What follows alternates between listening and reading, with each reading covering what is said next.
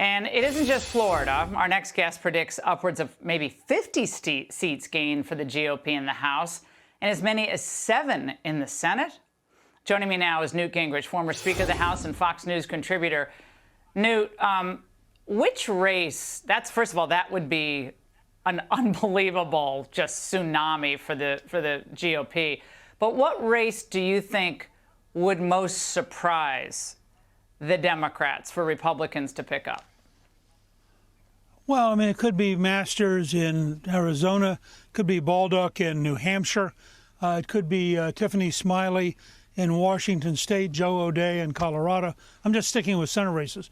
I think you're going to see Herschel Walker win in Georgia. You just had a great winner on from Florida, where the Republicans in Florida will probably win the biggest victory for governor and senator in the history of the state for the Republican Party. I think you're going to see Dr. Oz win in Pennsylvania. J.D. Vance is going to win in Ohio. I think Ron Johnson is going to run away with it, and probably the biggest Wisconsin Senate victory in modern times for a Republican.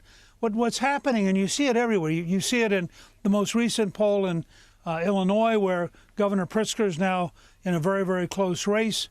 You see it in Oregon, where the Republican is slightly ahead now. Every time I turn around, I get another email from my good friend Barry Castleman in Minnesota. Just wrote me that we're now well ahead both for Attorney General and slightly ahead for governor in a race that 2 weeks ago we were behind by 10 points. And so there's a tide building across the country, and it's a combination of inflation, higher prices for everything, crime, an uncontrolled border, the whole crisis of drugs, and then this nuttiness about, I mean, ask yourselves this, Laura, because I think it's so crazy. How could a White House, 2 weeks before an election, schedule a president to sit down with a TikTok specialist who's going through a year-long transgender transformation and have the president say he is against any rules of any kind stopping children from getting involved in this kind of sex change process, which is a wildly unpopular position. But how could you even schedule it? Well, they're bad at politics. It tells you where the White House is. Yeah, they're bad. I want to show you something new. You just have to ask yourself, they're crazy. Charlie Crist and Ron DeSantis faced off tonight in the first and only gubernatorial debate there. I want to play a little bit. Over 6 million of our fellow Floridians have gotten COVID under your leadership. You're the most anti-business governor I've ever seen. That's time, Congressman. Governor?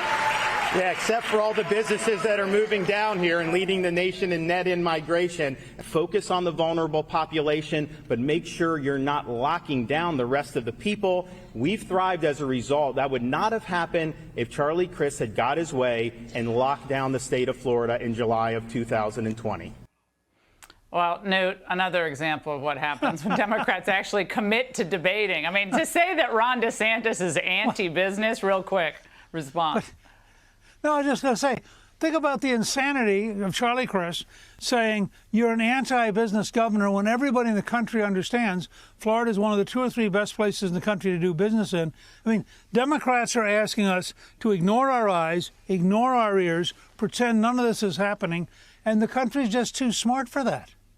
And Newt, I want to thank you for your really sweet and very touching, it almost made me bawl on air, your little anniversary message that we played the other night. Thank you. That meant enormous amount to me. You've done a great job.